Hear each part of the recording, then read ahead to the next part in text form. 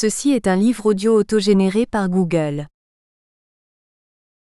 Psychologie du travail et ressources humaines. Collection dirigée par Bernard Gangloff. La collection diffuse tout ouvrage traitant des conduites humaines dans les organisations. Sont ainsi concernés la formation, l'orientation et le recrutement, l'ergonomie, la communication, l'audit social, l'aménagement du temps de travail, la gestion des ressources humaines, etc. Tout type de travail susceptible de faire évoluer la connaissance et la réflexion dans ces domaines trouve ici naturellement sa place. Présentation de méthodes et de résultats d'intervention, recherche expérimentale ou clinique, analyse théorique ou acte de congrès. Co-responsable de la collection, l'Association de psychologie de travail de langue française assure l'expertise des ouvrages retenus pour publication. Déjà paru. Dongo Rémy Coibénan, Michel Dubois, Marc-Éric Bobillier-Chaumont, Philippe Sarnin et Jacqueline Vacheron-Revel, Conditions de travail, évaluation des risques et management de la sécurité 2013. Anne-Marie Costala-Founeau, Dynamique identitaire, action et changement 2013. Marc-Éric Bobillier-Chaumont, Michel Dubois, Jacqueline Vacheron-Revel, Philippe Sarnin et Dongo Rémy Coibénan, La gestion des parcours professionnels en psychologie du travail 2013.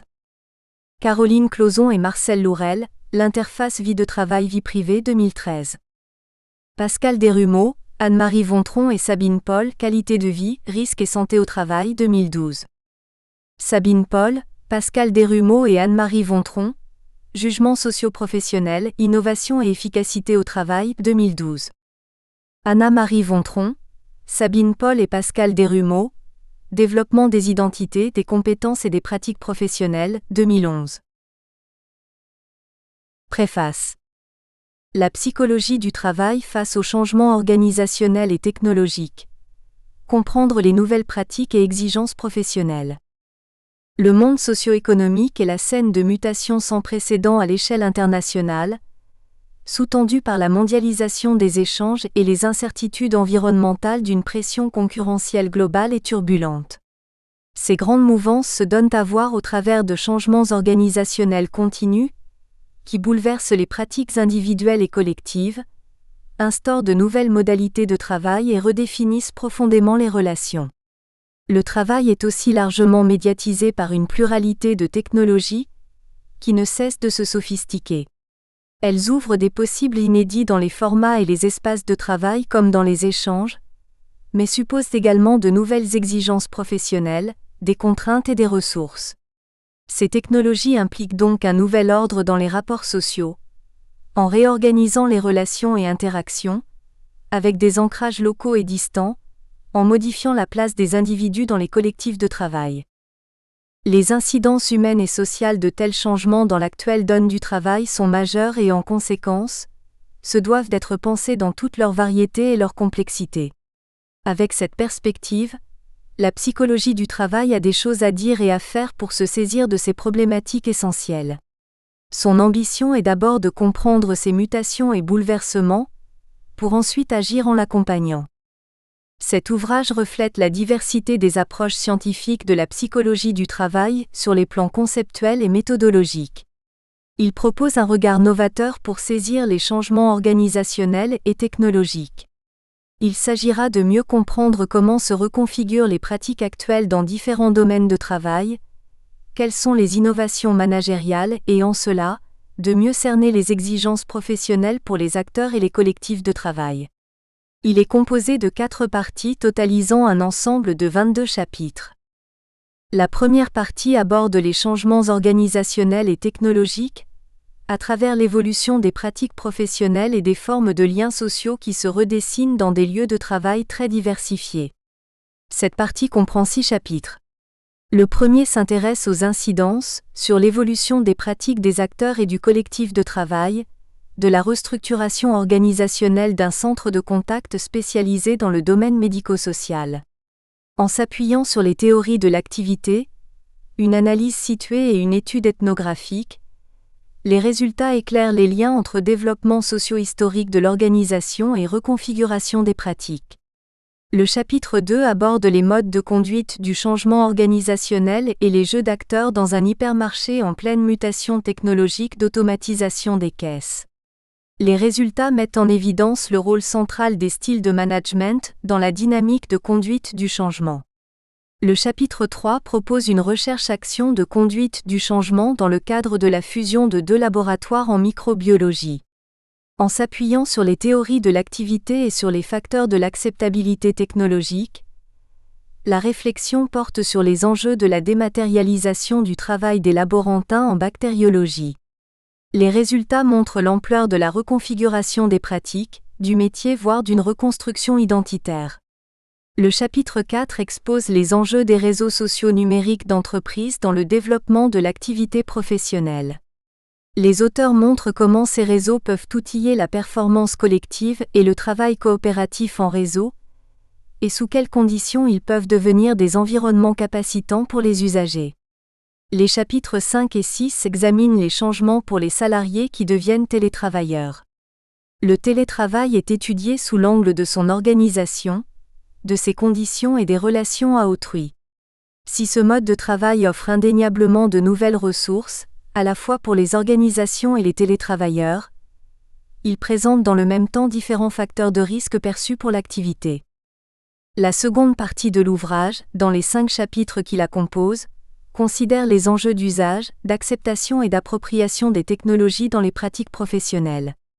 Les chapitres 7 et 8 s'intéressent aux effets psychologiques de la médiatisation dans les pratiques de recrutement.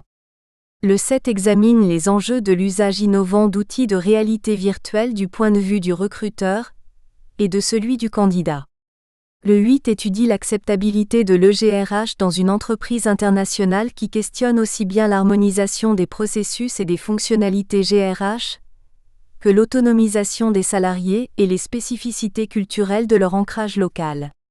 Les chapitres suivants, avec une démarche de clinique de l'activité, étudie les ressources et contraintes générées par l'usage des TIC dans l'activité. Il s'agira d'abord de comprendre comment s'insère un ERP dans l'exercice de métier au sein d'une PME de haute joaillerie. Ensuite, l'investigation portera sur les stratégies d'usage des cadres dans différents secteurs d'activité. Enfin, le chapitre 11 se concentre sur la conception d'un observateur intelligent des pratiques d'enseignement pour assister le travail d'évaluation d'inspecteurs pédagogiques. La troisième partie est composée de 6 chapitres. Elle s'intéresse à la façon dont les innovations managériales et l'évolution des exigences professionnelles redéfinissent les modes d'engagement au travail. Les 2 premiers chapitres interrogent le lien entre les pratiques managériales et l'habilitation comportementale des employés. On explore d'abord les liens entre des traits de personnalité et l'habilitation comportementale. Ensuite, les résultats présentés permettent de comprendre comment les pratiques managériales d'habilitation interagissent entre elles dans la prédiction de la manifestation de cette habilitation. Le chapitre 14 explore les nouvelles formes de mobilité temporaire à l'international des cadres pendulaires. Il étudie leur profil, la spécificité des exigences auxquelles ils doivent faire face et les risques encourus par la distance. Le chapitre 15 interroge les attentes éthiques organisationnelles qui visent à gérer les comportements au travail. 2 orientations sont considérées, la perspective de conformité ou celle de valeur partagée. Le chapitre 16 est centré sur les incidences de 3 formes de soutien sur les comportements de citoyenneté organisationnelle, dans un contexte africain de pauvreté. Le chapitre 17 interroge la dynamique des représentations sociales des membres dans les équipes de travail, et son lien avec l'efficacité groupale. La 4e partie, qui comprend 5 chapitres, explore les effets de l'évolution des contraintes organisationnelles sur les comportements sociaux au travail. 2 chapitres sont consacrés aux comportements antisociaux au travail. Le 18 propose une exploration des inducteurs selon une perspective temporelle. Il souligne l'importance de la santé psychologique, et en particulier de la détresse psychologique et de la perception de la justice procédurale dans leur émergence. La seconde contribution interroge l'engagement organisationnel dans la façon dont il modère la relation entre les normes groupales perçues et les comportements antisociaux au travail. Les 2 suivants s'intéressent aux comportements et situations discriminatoires au travail. Le 20 est consacré à l'explication du phénomène en mesurant l'influence de l'orientation à la dominance sociale et de la norme d'allégeance sur les intentions de comportement discriminatoire en milieu professionnel. Les résultats indiquent notamment que plus les salariés sont allégeants et ont une orientation à la dominance sociale, plus ils sont enclins à discriminer. Le 21 étudie le lien entre l'intensité de l'adhésion à la norme d'allégeance et la propension à discriminer. Les résultats montrent que les différences interindividuelles dans les réactions à des situations discriminatoires peuvent s'expliquer par l'adhésion ou non à la norme d'allégeance. L'ouvrage se termine par une réflexion sur la nouvelle entropie des organisations. Elle interroge le lien entre les multiples formes de changement, évolution des usages technologiques, nouvelles formes d'organisation et de modalités du travail, et les risques psychosociaux. Jacqueline Vacheron-Revel. Première partie. Changements organisationnels et technologiques. Évolution des pratiques et des formes de liens sociaux au travail. Chapitre 1er. Comprendre la restructuration organisationnelle d'un centre de contact spécialisé et ses effets sur l'évolution des pratiques collectives. Maria IANVA1 et Jacqueline VACHER-ANDREVEL2.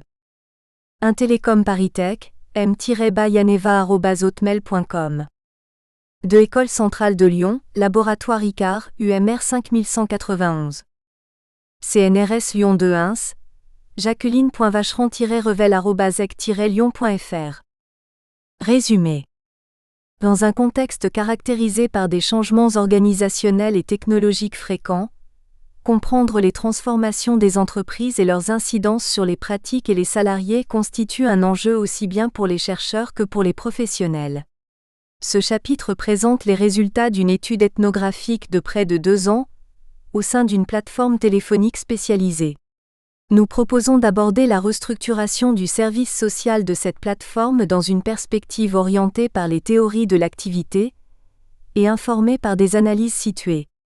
Nos résultats nous permettent d'apporter un éclairage sur les liens entre le développement socio-historique de l'organisation et l'évolution des pratiques, ainsi que de comprendre les incidences de ce changement organisationnel sur les acteurs et le collectif de travail.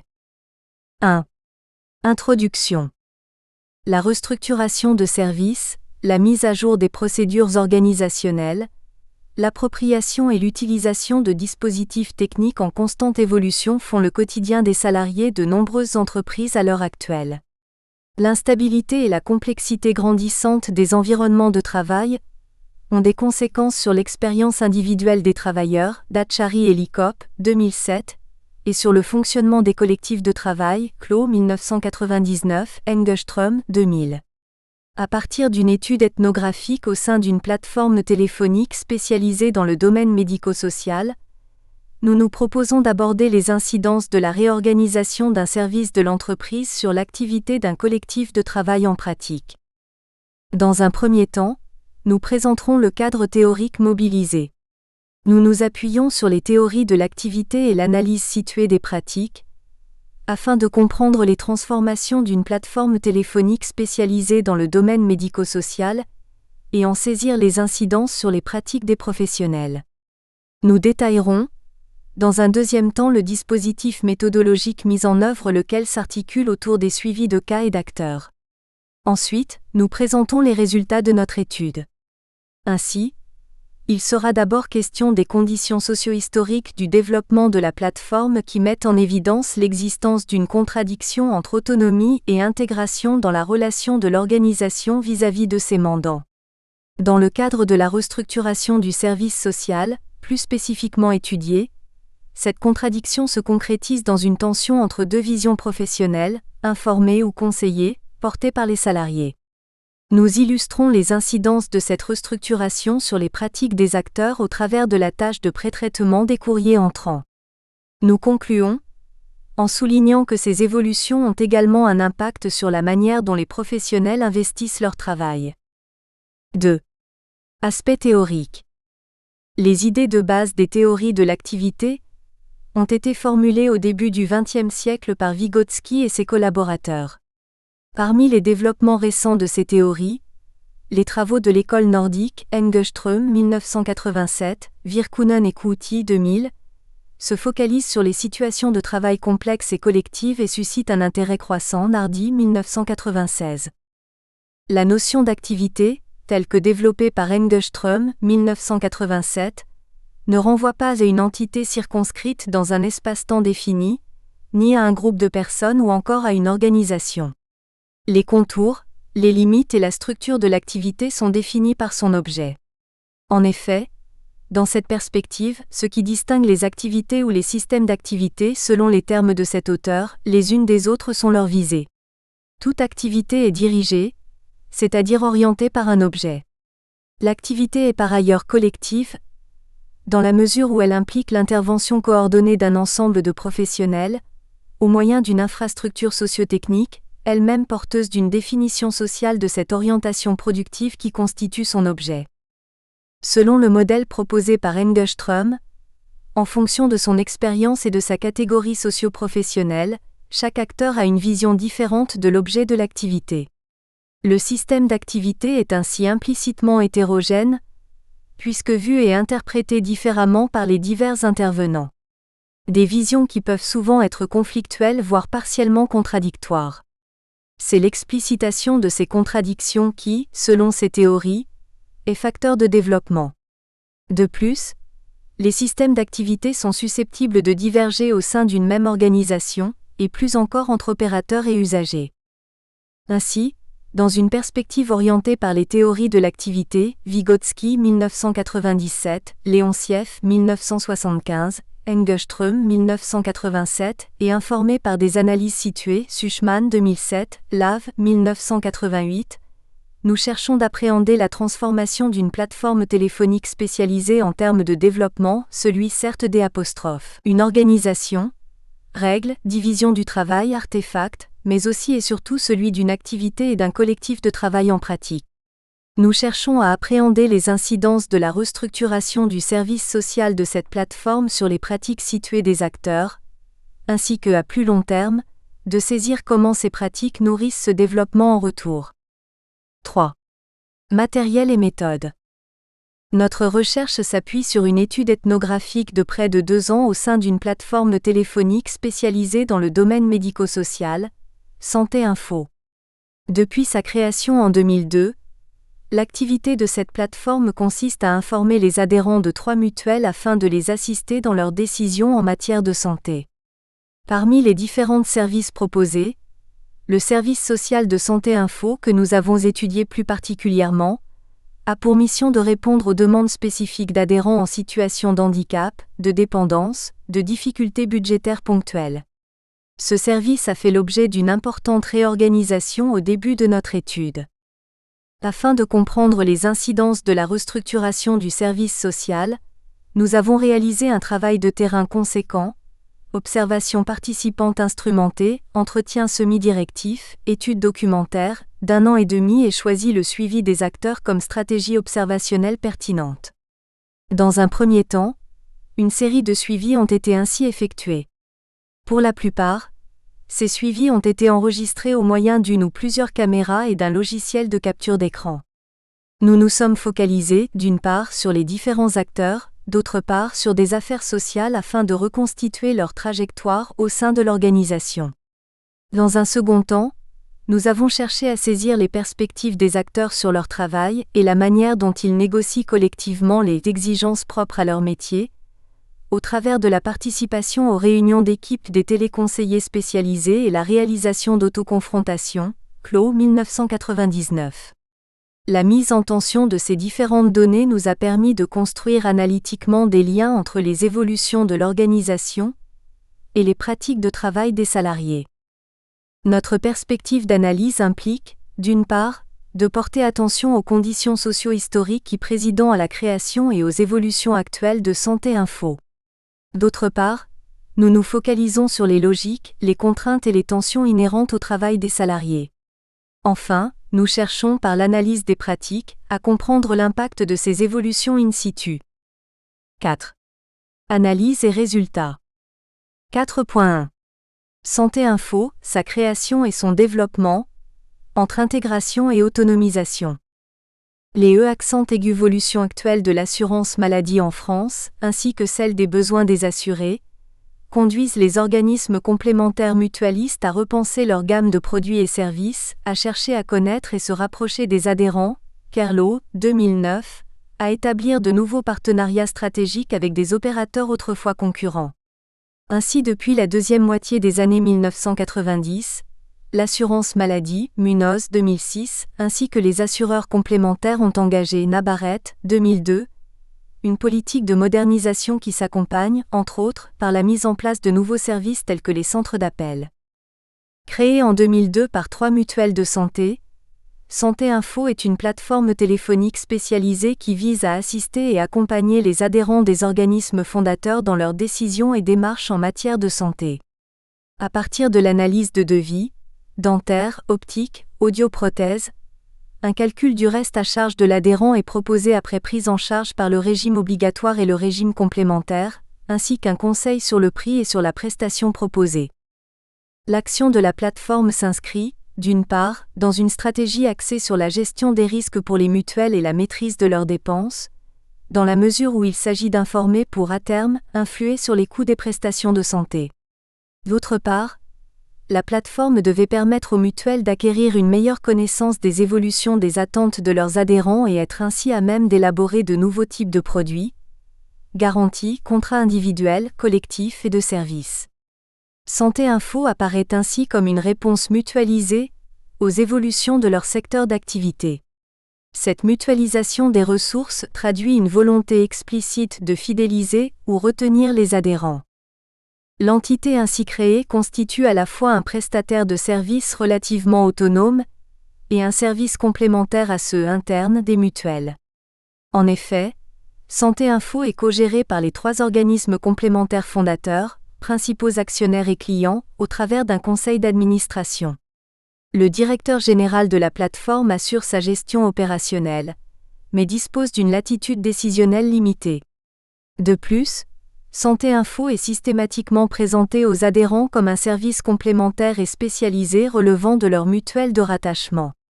Cette intégration, de Santé Info aux services internes de chacun de ses mandants correspond à une décision stratégique de la part des mutuelles en matière de communication auprès des usagers. Cependant, le fonctionnement de la plateforme s'apparente également à celui d'un prestataire de services externe, dans la mesure où son action est, d'une part, soumise à des engagements, quantitatifs et qualitatifs, tel un taux d'appel décroché à hauteur de 95% et un délai de traitement des devis dentaires et optiques en 3 jours, J+3. Ainsi, les conditions socio-historiques qui ont présidé à la création de la plateforme dénotent une tension entre, d'une part, l'autonomisation, d'autre part, une tendance à l'intégration au service des organismes complémentaires actionnaires. Nous retrouvons cette tension à l'œuvre dans les transformations récentes de l'organisation avec la restructuration du service social. 4.2. La restructuration du service social vers une prise en charge globale de l'adhérent. Le service social est une des spécificités de la société qui la distingue des autres prestataires comparables dans le secteur médico-social. Il s'agit, pour Santé Info, d'une activité marginale proportionnellement au volume des affaires traitées, 2% à 3% de la totalité, mais à très forte valeur ajoutée. En effet, le service social présente dans l'offre de prestations un intérêt certain pour la prise en charge globale des adhérents, les interférences entre situations médicales et sociales ayant été établies et par conséquence un enjeu fort pour la qualité du service proposé. Aujourd'hui, cette plateforme spécialisée compte une 50aine de salariés qui comprend une équipe de téléconseillers TC, généralistes et spécialisés, une équipe d'opérateurs de saisie, OPS, et des professionnels de santé, dentistes, médecins, opticiens, assistantes sociales. Les TC et les OPS constituent le pôle opérationnel ou le niveau 1 de Santé Info. Les professionnels de santé en forment le pôle métier ou le niveau 2. Le nombre croissant des demandes, ainsi que le souci d'une meilleure prise en charge globale des adhérents, ont obligé et obligent toujours la plateforme à redéfinir son offre de services. Ainsi, la plateforme entame courant 2008 une réflexion sur l'évolution et les perspectives du développement du service social. La spécialisation de certains téléconseillers est alors envisagée, pour développer davantage la qualité du service. Une équipe spécialisée de téléopérateurs dans le secteur social est mise en place en janvier 2009. Cette équipe compte 4 téléconseillers dont l'ancienneté varie de 2 à 4 ans. Ils ont pour mission, en plus de la prise d'appels téléphoniques, de traiter émission d'appels, les demandes spécifiques des adhérents dans le domaine social, difficultés budgétaires liées à des soins coûteux, situations délicates de surendettement, d'handicap, d'arrêt maladie, de dépendance, en étroite collaboration avec l'assistante sociale AS de la plateforme. Désormais jugée de la complexité de la situation de l'appelant, voire proposer une solution adaptée incombe aux téléopérateurs spécialisés, TCS, dans le cadre d'un appel sortant. La figure ainsi-dessous présente de manière synthétique cette restructuration. Figure 1, la restructuration de Santé Info. De nouveaux modes de collaboration entre les différents métiers, de nouveaux outils et de nouvelles procédures ont été ainsi progressivement mis en place. À titre d'exemple, alors qu'avant cette réorganisation l'ensemble des téléconseillers étaient susceptibles d'identifier, de traiter et de transmettre une demande sociale, quelle qu'elle soit, à l'AS, après la création de l'équipe des TCS, les téléopérateurs généralistes se devaient de distinguer les appels qui s'inscrivaient dans leur périmètre d'action spécifique de ceux à communiquer à l'équipe spécialisée. Leur travail, ainsi que celui de leurs collègues du pôle social, s'est ainsi trouvé sensiblement reconfiguré. Les actions et les compétences des TCS sont institutionnellement et financièrement reconnues. Faire exister cette équipe implique la création de nouveaux supports, de nouvelles procédures, l'émergence de nouvelles pratiques, mais aussi la reconfiguration de l'existant. Ainsi, le travail des téléopérateurs, mais aussi celui des responsables d'équipe, REC, sont considérablement transformés. Les REC sont désormais obligés de prévoir dans leurs plannings hebdomadaires un téléconseiller en retrait, social 4 demi-journées par semaine et de gérer en flux tendu l'affluence de l'activité du plateau différemment. Faire du social est une mission légitime dotée d'une inscription sociotechnique au même titre que prendre des appels, ou informer et orienter les adhérents. La restructuration du service social affirme donc l'autonomie de Santé Info vis-à-vis de ses mandants. En outre, cette restructuration, de par les incidences qu'elle induit au niveau de l'activité de l'ensemble des salariés, introduit une nouvelle figure du métier de téléopérateur, enrichie de ses propres impératifs et exigences. Le travail d'un téléconseiller spécialisé consiste, certes, à informer et orienter les appelants dans le cadre d'appels entrants, mais aussi à assurer l'accompagnement des adhérents, leur orientation et à les conseiller. Ainsi, nous distinguons 2 visions professionnelles différentes, à savoir celle qui s'articule autour du travail d'information, informer, et celle qui intègre la notion de conseil, conseiller. Ces 2 visions professionnelles différenciées supposent des connaissances d'arrière-plan, Gumpers, 1989, différentes et des impératifs et des exigences qui leur sont propres. En effet, les TC généralistes traitent d'appels entrants, qui pour la majorité sont des demandes d'information et d'orientation dans le domaine optique et dentaire. Leur travail est soumis à des impératifs temporels. Dans ce contexte, apporter une réponse à une demande dans le champ social consiste à fournir une information ou à orienter vers les services des mutuelles concernées. Quant aux téléconseillers spécialisés, traiter une affaire sociale dans le cadre d'un appel sortant signifie davantage accompagner l'adhérent dans ses démarches, le conseiller dans ses choix, lui rendre service. 4.3. Un collectif en mouvement, l'exemple du pré-traitement des courriers entrants. Au travers d'un exemple, nous allons montrer comment la restructuration du service social transforme les pratiques des salariés au quotidien. Afin d'illustrer cet aspect, nous nous focaliserons sur une tâche spécifique qui consiste à enregistrer les courriers des adhérents dans la base de données de la plateforme. Le pré-traitement des courriers entrants consiste à trier les devis reçus par les adhérents, c'est-à-dire à les classer en fonction des actes qu'ils contiennent et à les enregistrer dans la base de données de la plateforme. L'enjeu de ce travail de traçage des courriers entrants est double. D'une part, il s'agit de créer une trace, sous forme d'une nouvelle affaire, des devis reçus, de façon à ce que leur trajectoire au sein de l'organisation soit visible par tous les intervenants. D'autre part, le traçage vise à faciliter le travail des ODS, qui eux, reprennent les devis enregistrés pour effectuer leur analyse à l'aide d'un logiciel spécifique.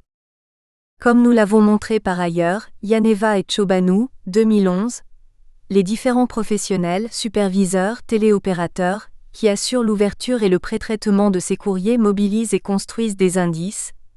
Par exemple, annoter les devis en y rajoutant le numéro d'adhérent et le numéro de l'affaire créé dans son dossier, c'est-à-dire des ressources informationnelles.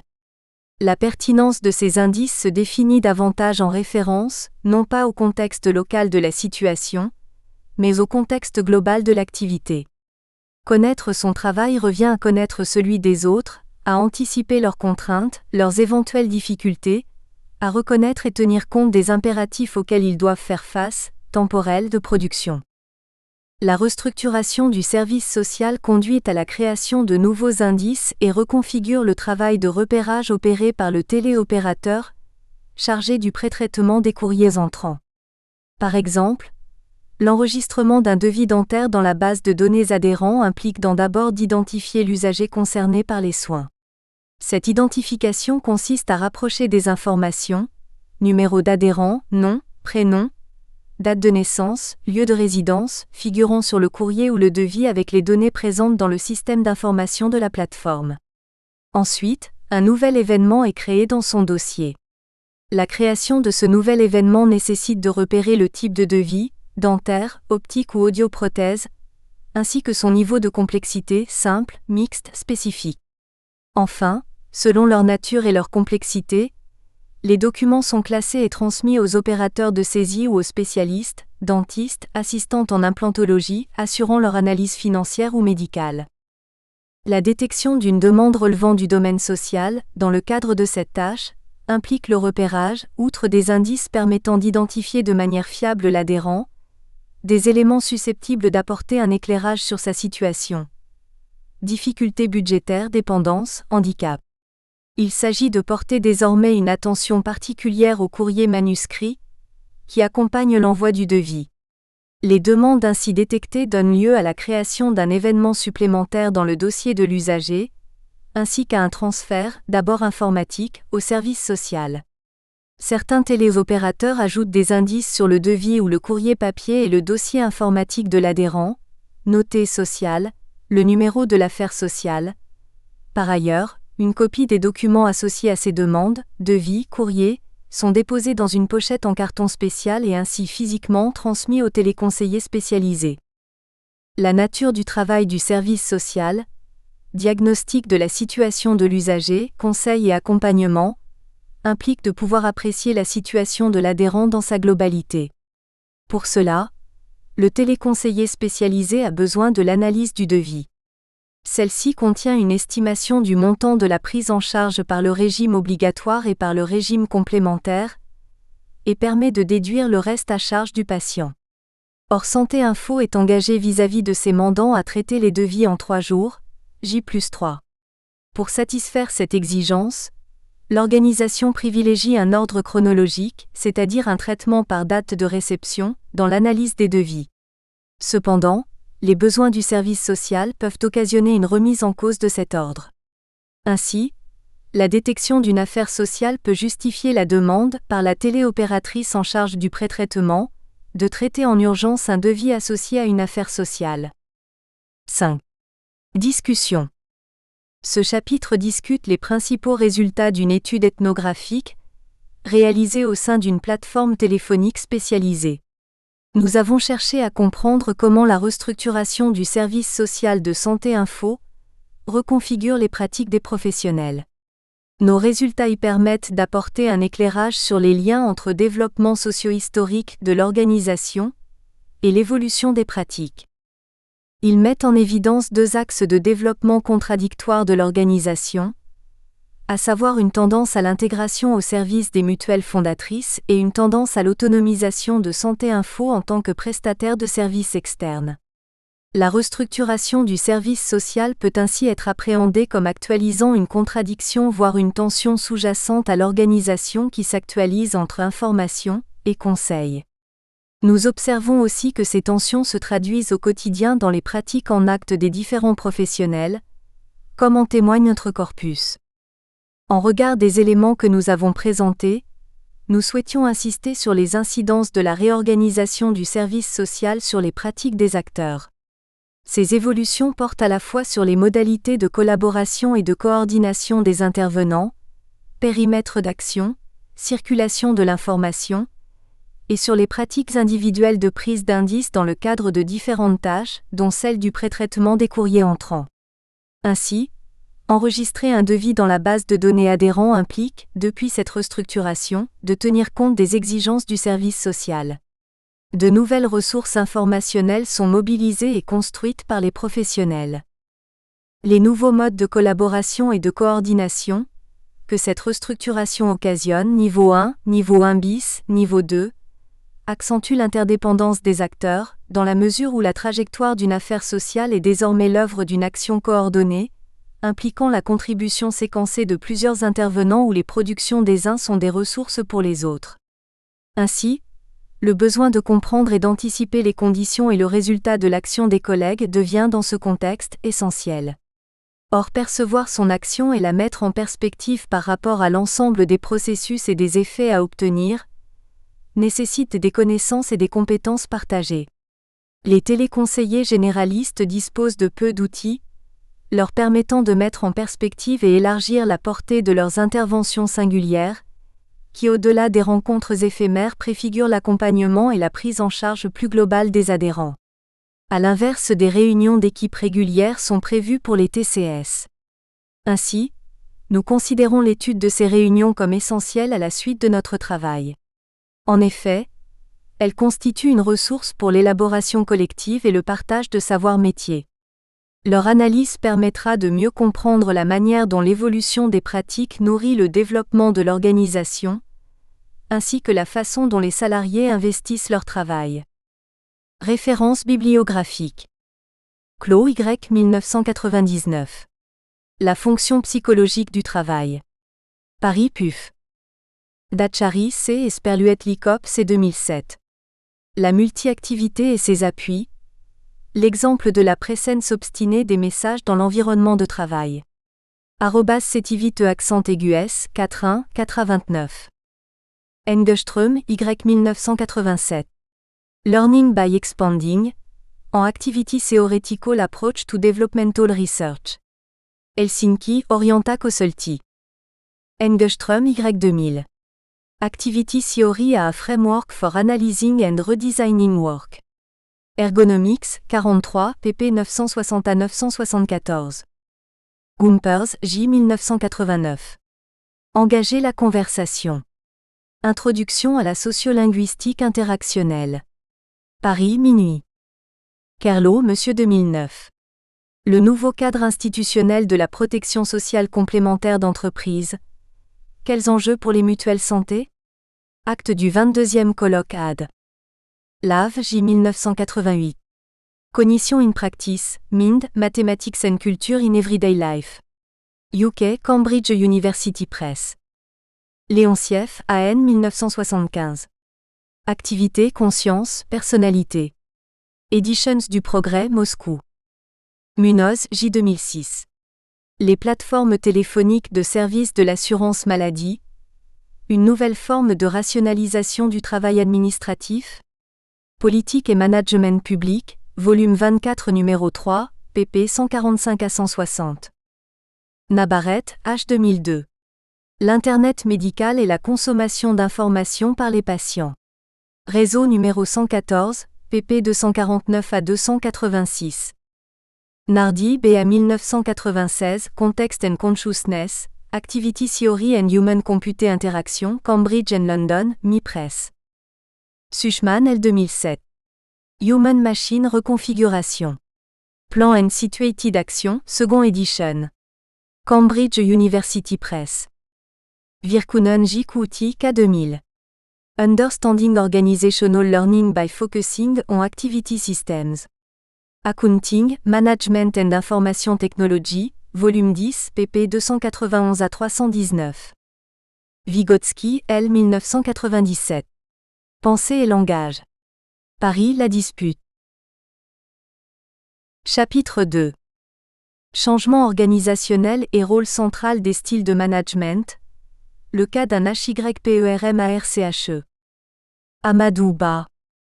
IGRIAE Université de Rennes 1. amadou.ba@unif-rennes1.fr. Résumé. Le changement est devenu une pratique quotidienne au sein des organisations. Malgré l'abondance des travaux sur ce thème, la problématique reste entière dans nombre d'organisations.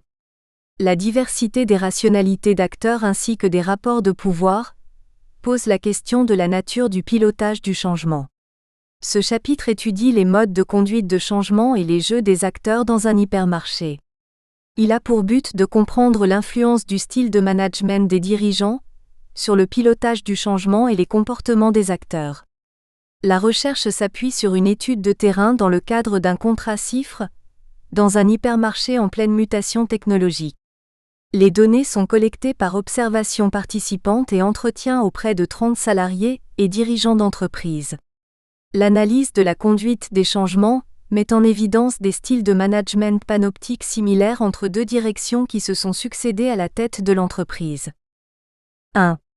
Introduction.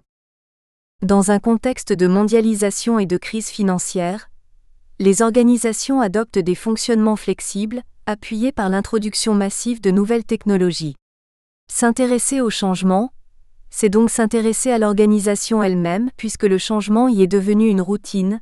Pichot 2009 page 11. Ce déplacement du regard nous invite à questionner le rôle du management lorsque se généralise le sentiment d'une société liquide, Bauman 2004, flexible, précaire, soumise à une évolution effrénée et perpétuelle, et dépourvue de poteaux indicateurs stables. Dans ce chapitre, nous proposons d'analyser l'impact d'un mode de management rationaliste durant l'introduction de caisses automatiques dans un hypermarché. Dans un premier temps, nous reviendrons sur les travaux de Pichot 2009 et Alter 2005, qui soulignent une contradiction entre la routinisation du changement et la persistance d'une approche rationaliste dans la mise en œuvre des projets de transformation.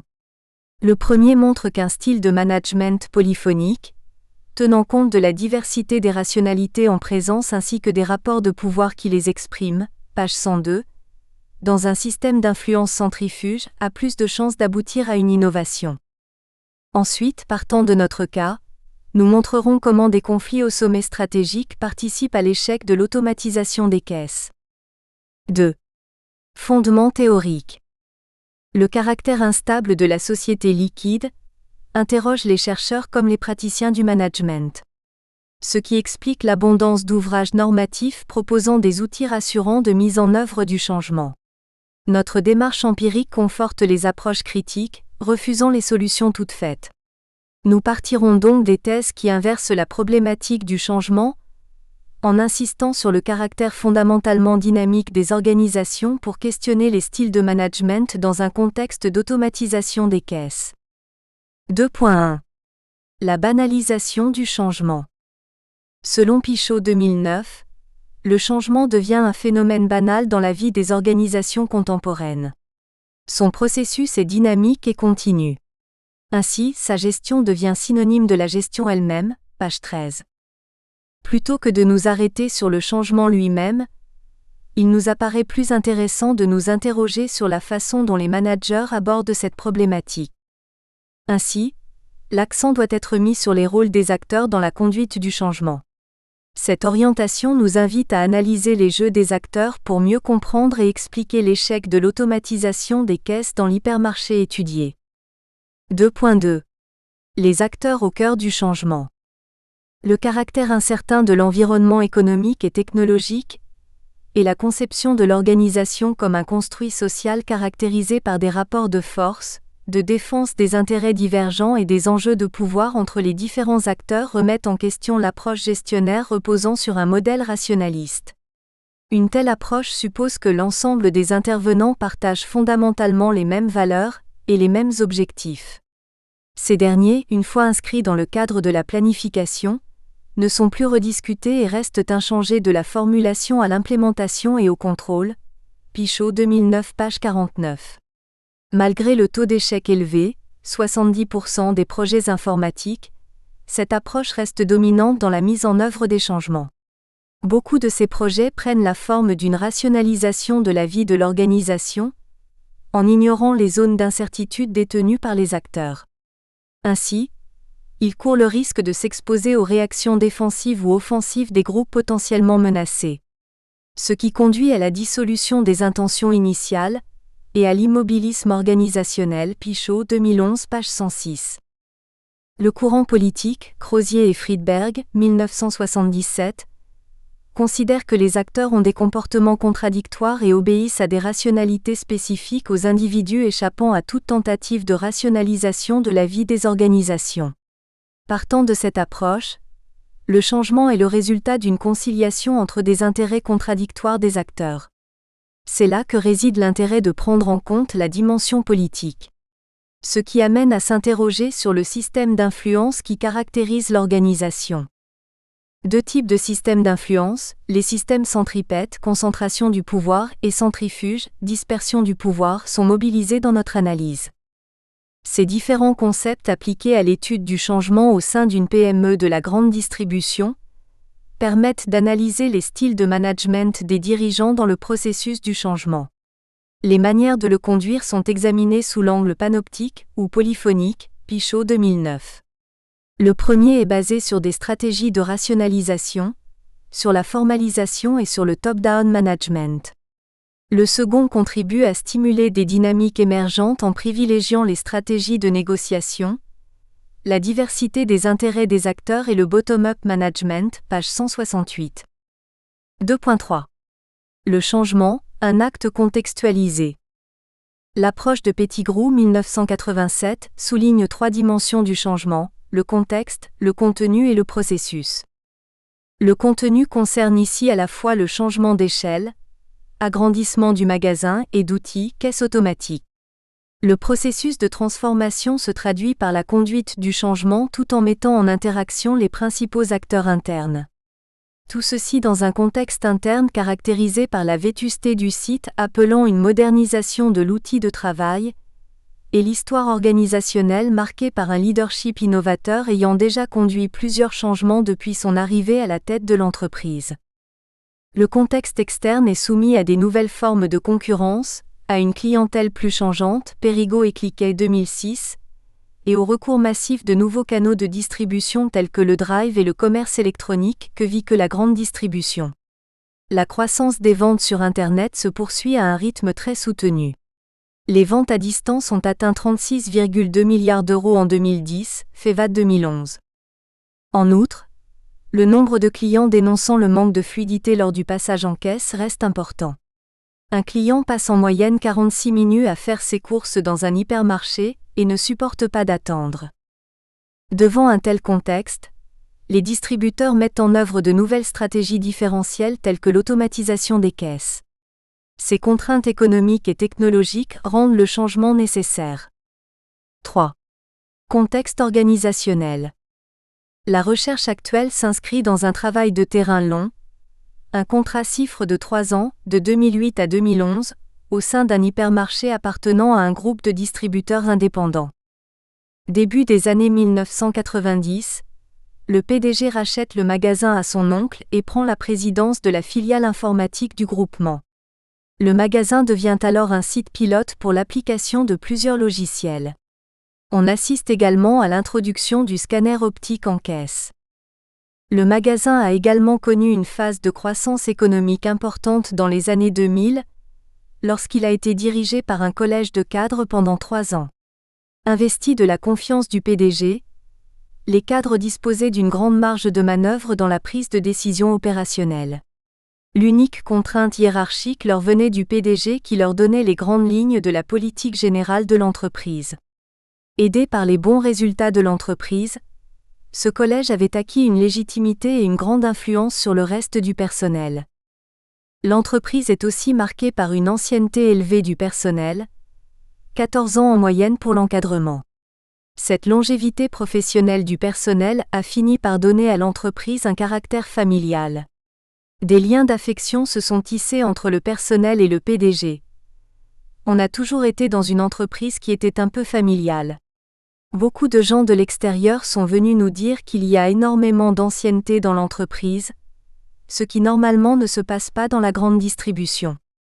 Je pense que c'est parce que beaucoup de gens sont attachés à l'entreprise du fait que le PDG, moi c'est une personne que j'appréciais et que j'apprécie toujours bien, chef de rayon 16 ans d'ancienneté. En 2008, la direction a entamé des travaux d'agrandissement du magasin. Cette extension a permis de mettre en place une trentaine de caisses libre-service, CLS, en mode chariot venant s'ajouter aux 8 caisses, paniers et tapis, installées depuis 2006. Les CLS représentent 80% de la ligne de caisse. L'effectif actuel du magasin est de 162 salariés dont 5 cadres et 16 agents de maîtrise. 4. Méthode de recherche. Au niveau méthodologique, nous privilégions une analyse de données primaires, observation participante et 30 entretiens semi-directifs. 4.1. Observation participante. La recherche ethnographique repose principalement sur l'observation participante. Cette méthode consiste à s'immerger dans un milieu de façon prolongée et à recueillir par l'observation, les rencontres, les entretiens, la participation aux activités, des données concernant la vie sociale du groupe étudié. Chanla 2005, page 166. La tenue d'un journal de terrain constitue un élément essentiel de ce processus, Pullman 2002. Un travail approfondi sur le journal et la relation qu'entretient l'observateur avec son terrain permettent d'identifier les investissements imaginaires du chercheur, Videillé et Vignon, 2010, notamment en accompagnant l'évolution de la position des apostrophes. Observation, successivement caissier, puis administrateur, puis responsable formation par intérim, et retour sur la ligne de caisse. 4.2. L'entretien semi-directif. Nous avons interrogé les salariés sur le processus d'automatisation pour mesurer leur degré de participation au projet. 3 catégories de salariés sont interrogées. Un cadre dirigeant, 12 managers de rayon et département et 17 employés du secteur caisse. Tous les entretiens sont retranscrits afin de permettre une analyse systématique de leur contenu. Leur analyse a mis en évidence les grands thèmes qui ressortent de cette enquête. Nous avons procédé comme suit. Codage inductif résultant d'une lecture répétée et comparative de chacun des entretiens, interprétation des données, Huberman et Miles, 2003. 5. Résultats et analyse. L'analyse des données souligne quelques phénomènes qui ont jalonné le processus du changement. Nous montrons comment les rôles et choix managériaux ont conduit à une rupture dans les interactions, devant créer une dynamique positive. 5.1. L'arrivée d'un directeur comme source de conflit. L'arrivée d'un directeur en fin 2004 pour conduire les travaux est perçue comme une rupture de confiance entre les cadres et leur PDG.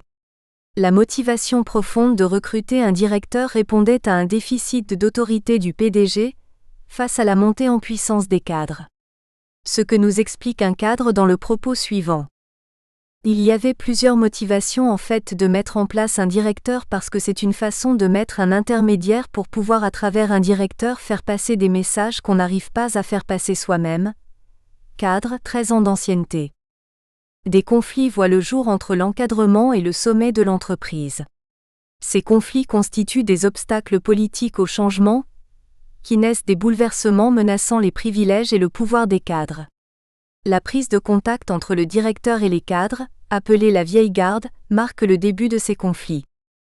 Le directeur quand il est arrivé, au début moi j'étais en période d'observation, comme tout le monde quand il y a quelqu'un de nouveau. Il est arrivé comme un jeune loup parmi la troupe des anciens, il nous a braqués, donc le premier contact n'a pas été très bon. Cadre 20 ans d'ancienneté. Tous les membres de l'encadrement, en particulier les plus anciens, ont le sentiment d'être mis à l'écart par le PDG au profit du directeur qui pilote le projet.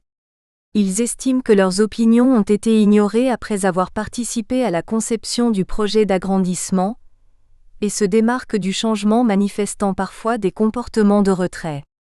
Ce que je trouve dommage, c'est que le PDG a fait confiance au directeur. Il lui a donné vraiment toute sa confiance et c'est vrai du jour au lendemain il nous a laissé tomber. Je trouve ça dommage. Cadre 15 ans d'ancienneté. La rupture est accentuée par la suppression des contrats d'intéressement sur objectif, CIO. Ces primes pouvaient aller jusqu'à l'équivalent de 3 mois de salaire en plus du 13e mois. L'argument avancé par le directeur pour justifier cette décision est que les critères ne sont pas pertinents. Un cadre nous raconte la manière dont les primes ont été supprimées. Le directeur étant arrivé en fin d'année 2004, les CIO n'ont pas été reconduits. Les indicateurs n'étaient pas adaptés et suffisamment pertinents. Pour moi honnêtement je pense que c'était une manière de le rétribuer, c'est ma position. La dépense qu'on faisait d'un côté, on la récupérait d'un autre. Cadre 13 ans d'ancienneté. Ainsi, l'arrivée du directeur devant piloter le projet est marquée par un sentiment de réduction de l'autonomie au travail et des finances qui empêchent l'adhésion de l'encadrement. 5.2. La mise en place des CLS par un mode de changement unilatéral. La décision du PDG de mettre en place 32 CLS de type chariot ne figurait pas dans le projet initial. Elle résulte du choix du PDG et de son directeur. Étant dans une entreprise indépendante, le PDG est le seul décideur.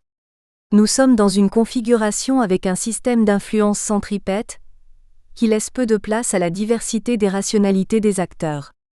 L'encadrement affaibli par l'arrivée du directeur s'est montré très pessimiste à cause du nombre élevé de caisses et de la technologie choisie.